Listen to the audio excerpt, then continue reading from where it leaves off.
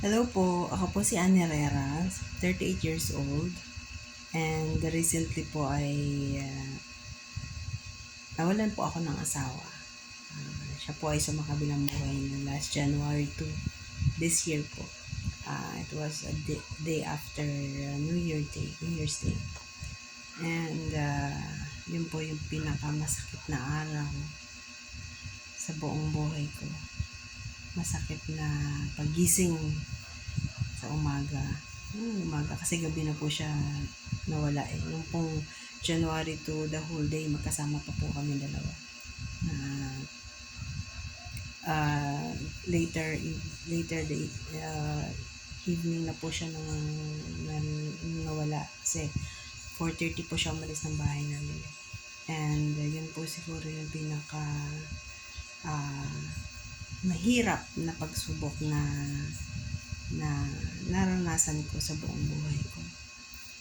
At hanggang ngayon po ay patuloy ko pa pong ipinaprocess sa sarili ko yung realidad na wala na siya, yung realidad na hindi ko na siya talaga makakasama.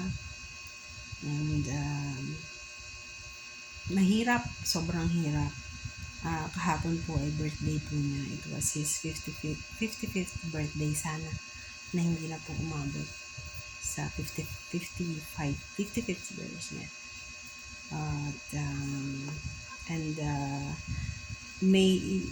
Yung May po, yung buwan po ng May ang pinaka memorable month sa akin sa buhay ko kasi birthday po niya ng May 6, birthday po ng anak ko ng May 9, wedding anniversary namin ng May 12.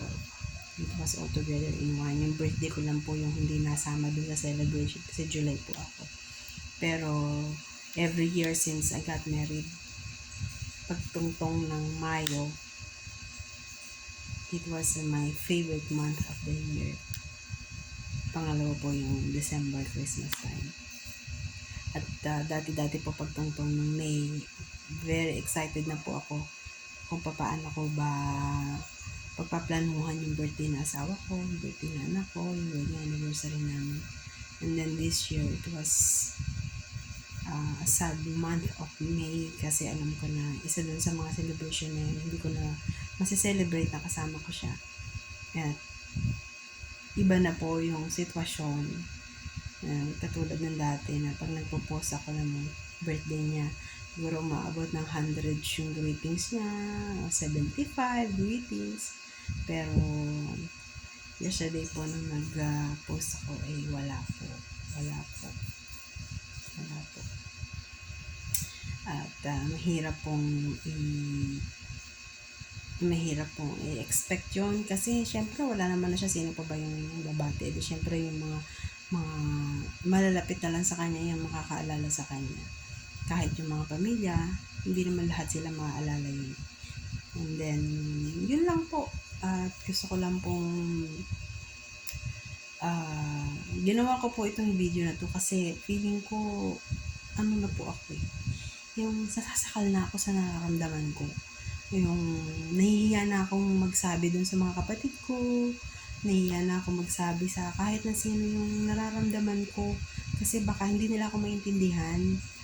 Kaya gusto ko pong gumawa ng video para i-document yung kung ano po yung nararamdaman ko para mai-express ko, hindi lang nandito sa puso. Marami pa pong kwento sa mga susunod na mga video. Sana po ay panoorin nyo. At kung sino man po yung po mga katulad ko na nakakaranas ng mga ganitong klase ng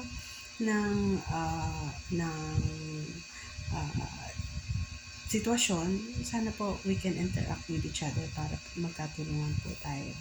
Maraming salamat po. God bless po.